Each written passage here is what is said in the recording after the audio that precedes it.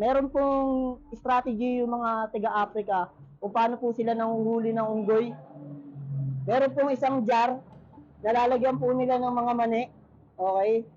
Then, pag pinasok po ng unggoy yung kanyang kamay dun po sa jar, ang gagawin po niya, okay po, ngayon hindi na makakaalis yung fish niya. Pero kung bibitawan niya po yun, makakaalis po siya. Okay, ang ginagawa po ng mga taga-Africa kapag ka nakakahuli sila ng unggoy is pinapatay po nila yun, ginagawa nila pong pagkain. Ano po yung pinaka-kinakatakutan niyo pong nangyari sa buhay? Buhay po namin. Opo, ano po yung pinaka-kinakatakutan niyo mangyari? Mamatay. Ano yung pinaka-kinakatakutan niyo sa buhay na mangyari sa inyo? Mamatay. Naniniwala ba kayo sa tanas? Okay, kay Satanas, sa mga demonyo naniniwala ba kayo? Sa mga anghel naniniwala rin kayo? Naniniwala ba kayo na may langit at impyerno? Okay. So naniniwala din kayo na may Diyos? Naniniwala ba kayo na may buhay pa after neto? Okay. Naniniwala din Sa inyo, sa Bible. langit at impyerno. Pagdating sa kamatayan, pinaghahandaan nyo ba to or hinihintay nyo na lang na dumating? Yung sa akin ito, pero hindi mo kailangan natin Maging ready, di ba? Sino pa nakakarinig ng Sodoma at Gomora o ng buhay ni Noah?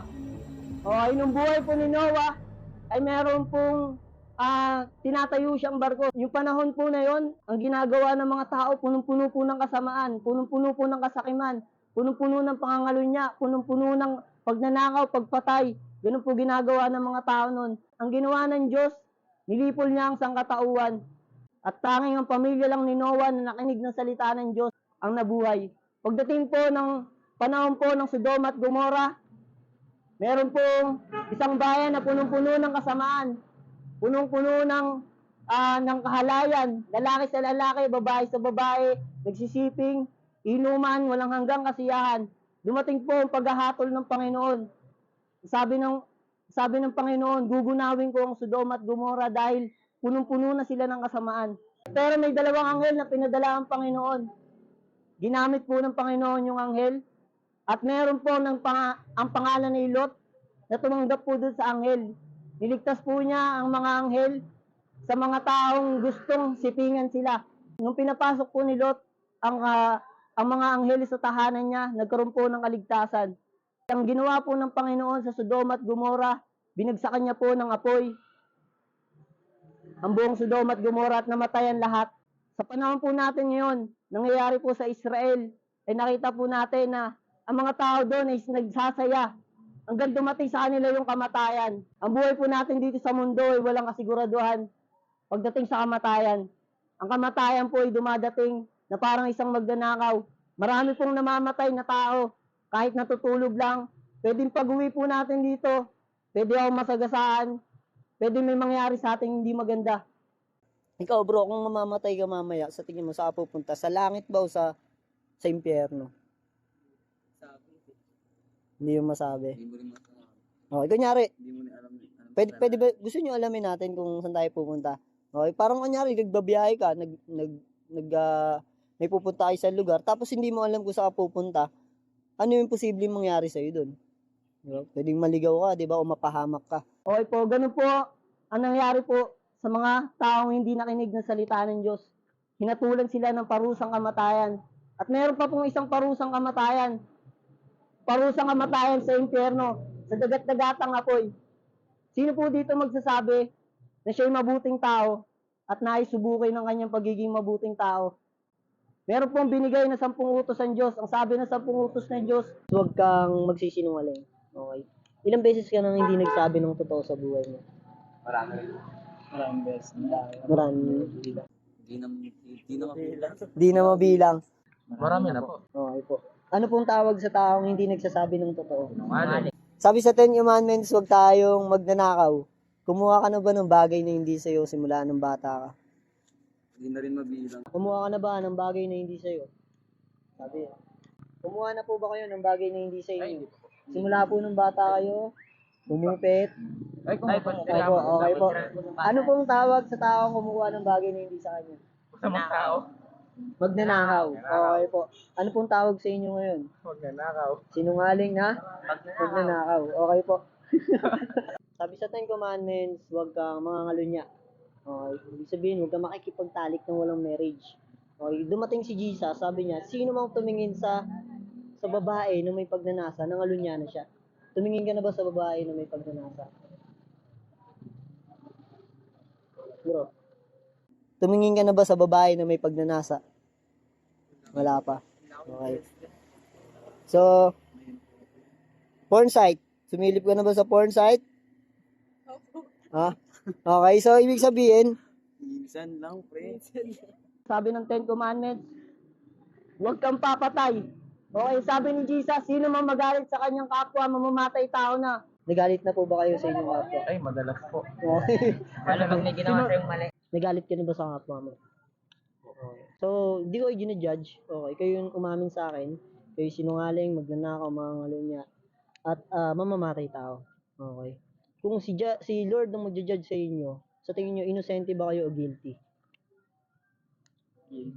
Guilty. Sa tingin nyo po ba, inosente kayo o guilty? Guilty po. Guilty. Sa tingin nyo po ba, langit kayo o impyerno? Impyerno. Kasi sabi ng salita ng Diyos, walang bahagi sa karya ng Diyos lahat ng mga kasalanan. Lahat ng sinungaling, magnanakaw, mamamatay tao, itatapon sa dagat-dagatang apoy.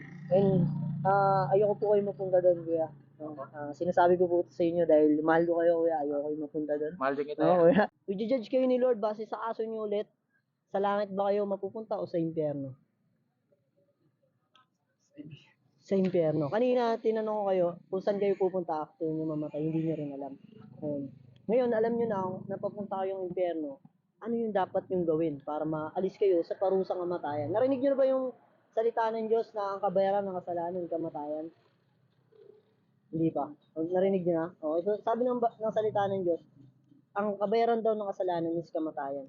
Ikaw, kayo, at ako, pare-pares tayo nagkasalanan. Nagkasala sa Panginoon. And deserve natin lahat mamatay. At may pangalawang kamatayan, yun yung impyerno. Okay? And ayoko kayo mapunta doon. Kaya ako sinasabi sa inyo to, mahal ko kayo, bro. Okay? Ayoko kayo mapunta sa impyerno. Sa tingin nyo, ano yung tsura ng impyerno, bro? Mainit. Brad, di ba? Puro kaluluwa. Puro kaluluwa, ano pa? Walang katapusang paghihirap, di ba? So, yun yung nando sa impyerno. And ayoko kayo mapunta doon. Sinasabi ko sa inyo to, kasi mahal ko kayo. Ayoko kayo mapunta doon sa impyerno. Ano pong dapat gawin ng tao para mapawalang sala siya? Gumawa ng mabuti. Hindi, nandun ka na eh. Nandun ka na sa harap ng judge. Akusado ka na eh. Okay, ganito po, explain ko po sa inyo. No? Narinig nyo na po ba na si Jesus namatay sa krus? Okay, ano pong dahilan bakit po namatay si Jesus sa krus? Sa kasalanan ng lahat ng tao. Dahil po sa kasalanan. Kunyari po, nahuli po kayo sa kasong jaywalking. Okay? At para makalaya po kayo doon, kailangan may magpiyansa sa inyo. Okay? Ganun po yung ginawa ni Jesus. Siya po yung namatay para sa kasalanan natin. Bagamat wala siyang kasalanan. Okay? Nilibing siya, and after 3 days, nabuhay siya. Okay, lahat tayo guilty. Kahit ako ay isang makasalanan. Lahat tayo ay dapat tatulan ng parusang kamatayan at itapon sa dagat-dagatang apoy. Pero meron po akong mabuting balita na hatid sa inyo. Meron pong nagkatawang tao na pumarito sa lupa. Wala po siyang kasalanan. Namuhay na walang kasalanan. Nilibing at muling nabuhay after 3 days. Ang inihiling lang po niya sa atin is magsisi tayo. Talikuran natin ang ating mga kasalanan at magbalik loob sa Diyos. Sabi ng salita ng Diyos, kung ipapahayag mo sa iyong mga labi na si Jesus ay Panginoon at maniniwala ka na siya ay muling binuhay ng Diyos, maliligtas ka. Okay? So, ang daan papunta sa kalangitan, walang iba kundi si Jesus. Ang sabi niya sa mga salita niya, akong daan ng katotohanan at tambuhay, walang makakarating sa Ama, kundi sa pamamagitan ko lamang. Okay? Si Jesus na yung nagbayad ng kasalanan natin, ang hinihiling niya lang, magsisi ka, talikuran mo yung kasalanan mo, magbalik loob ka sa Diyos. Okay? Ibig sabihin ng pagsisisi, hindi yung gagawin mo ulit yung kasalanan, kundi tatalikuran mo yun. Babalik ka dun sa Diyos. Ang sabi ng salita ng Diyos, gayon na lamang ang pag-ibig ng Diyos sa sanlibutan. Si Jesus po nagsasalita dito. Kaya ibinigay niya ang kaisa-isang anak upang sino mang sumampalataya sa Kanya, hindi mapapahamak, hindi magkakaroon ng buhay na walang hanggan. Okay? Kahit gaano pa po kasama yung ginawa natin sa buhay. Dati po akong drug dealer. Dati akong drug addict. Sira pamilya namin. Then nung dumating po ang Panginoon sa buhay namin, opo, nabago yung buhay ko, naayos yung pamilya namin. Okay, ang hinihiling lang ng Panginoon, sabi niya, magsisi ka at magbalik loob ka sa Diyos. Okay? Ibig sabihin po ng pagsisisi, hindi po yung nagsorry ka tapos gagawin mo ulit. Okay? Kailangan nagbabago ka po ng gawin ng Kailangan may buhay. gawa. Yes po, may gawa. Okay, so, thank you for giving us time no, na may share sa inyo to. Salamat din sa katapatan na binigay nyo sa amin. And, ang huling tanong ko, kailan kaya yung tamang panahon para magsisi ka, talikuran yung kasalanan mo, magbalik loob ka sa Diyos? Ngayon. Ngayon? Ngayon, di ba? Kasi wala nakakalam kung kailan siya mamamatay. Pwedeng pag-alis namin ni Kuya Shalom dito, mabangga kami. Or may mangyari sa atin, di ba? Wala nakakalam eh. Kailan yung tamang panahon para magsisi at talikuran yung kasalanan at magbalik loob sa Panginoon? Kailan? Ngayon na. Di ba? Kasi wala nakakalam kung kailan siya mamamatay. Yung tama yung sagot nyo, bro. Kasi sabi ng salita ng Diyos, pag narinig mo ang salita ng Diyos, huwag ka nang magmatigas ng puso. Dahil ang araw ng pagliligtas is ngayon na. Sa tingin nyo, kailan kaya yung tamang panahon para magsisi at magbalik loob sa Panginoon? Ngayon. Kasi kung gagawin mo rin naman, ba't hindi ngayon? Very Kasi good po, kuya. magpapabukas pa. Pwede ba kayong i-lead sa prayer? Yung katulad ng ginawa nung nakapako sa krus. Pwede ba tayo manalangin yung ginawa nung nakapako sa krus? Sabihin lang po natin kaya, Panginoon, Ngayon, patawarin mo ako. patawarin mo ako. Nagkasala ako sa iyo. Nag-aasala ako sa'yo. Tinatanggap kita Tinatanggap kita bilang aking Panginoon bilang aking Panginoon at tagapagligtas at tagapagligtas ng aking buhay. ng aking buhay. Banal na Espiritu, Banal na Espiritu, sinusuko ko ang buhay ko. ang buhay ko, Manguna ka sa akin manguna ka sa akin. sa pangalan ng Panginoong Yesus. Pangalan ng Panginoong Jesus. Amen. Amen. Thank you bro, salamat. May sense naman yung usapan natin. No? Sa tingin nyo, pag uwi nyo, May napulpo ano yung Opo. aral. ano pong dapat gawin ulit ng tao para makapunta siya sa langit? Babago, pabisisi. Maniwala kay Jesus. Manampalataya ka lang kay Jesus. Okay. Kailan po kayo uli nagbasa ng Bible nyo, kuya? Tagal na rin po. Tagal na. So, ito lang GX, share ko sa'yo, G. Kunyari, ikaw nag-chat ka sa baby girl mo, okay? Then, hindi siya nag-reply. Ano sa tingin mo yung mararamdaman mo din, G? Tampo. Siyempre, magtatampo ka, masasaktan ka. Ganito lang po yan. Ikaw po yung nag-chat kay Lord, nagpe-pray ka sa Kanya. Okay? Then si Lord may messenger po. Okay? Yun po yung Bible. Basahin lang po natin, Mateo, Marcos, Lucas, Jan. May mas lalo po natin naiintindihan si Jesus. Pwede ko ba kayo pag-pray, bro? Okay lang, sige. Pray tayo. Ama namin Diyos na makapangyarihan sa lahat. Dalangin ko po ang dalawang tao nito, si Marvin, si Albert, Panginoon. Lord, dalangin ko na mas lalo ka pa po nilang makilala.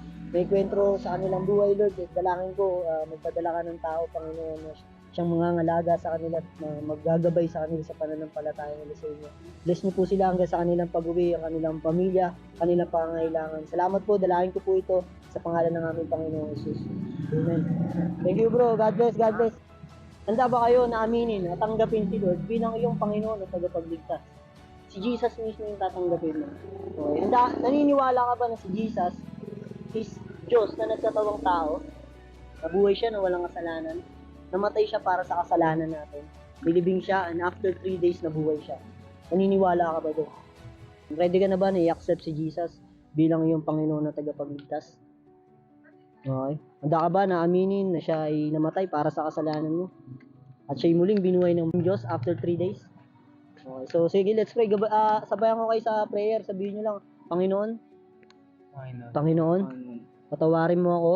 Patawarin mo ako. Nagkasala ako sa iyo. Nagkasala ako sa iyo. Tinatanggap kita Tinatanggap kita bilang aking Panginoon bilang aking Panginoon at tagapagligtas at tagapagligtas ng aking buhay. ng aming buhay. Naniniwala ako Naniniwala ako na ikaw ay muling binuhay ng Diyos na ikaw ay binuhay ng Diyos nang ikaw ay mamatay para sa aking mga kasalanan. Salamat po, Panginoon, sa pag-ibig mo sa akin. pag-ibig mo sa Banal na Espiritu, Banal na Espiritu. turuan mo ako Turuan mo ako na lumakad sa katotohanan. Pangalan ng Panginoon. Amen. Thank you bro salamat sa natin may interview and I hope na pag-uwi nyo mapag-isip-isip nyo to. Pwede ko ba kayo pag-pray Okay lang. Sige, let's pray bro. Ama namin Diyos na makapangyarihan sa lahat, dalangin ko ang mga kabataan na ito, Lord, nawa sa araw-araw ng kanilang buhay, maengkwentro kanila, makilala ka pa nila, Panginoon. And Lord, kundi man po kami yung gagamitin mo na mas lalo pa silang lumalim sa pananampalataya sa inyo, ay magpadala po kayo ng mga tao na siyang gagabay sa mga batang ito. Ingatan niyo po sila, protektahan at pagpalain ang kanilang buong pamilya. Salamat po, dalangin po namin ito sa pangalan ng aming Panginoong Jesus. Amen.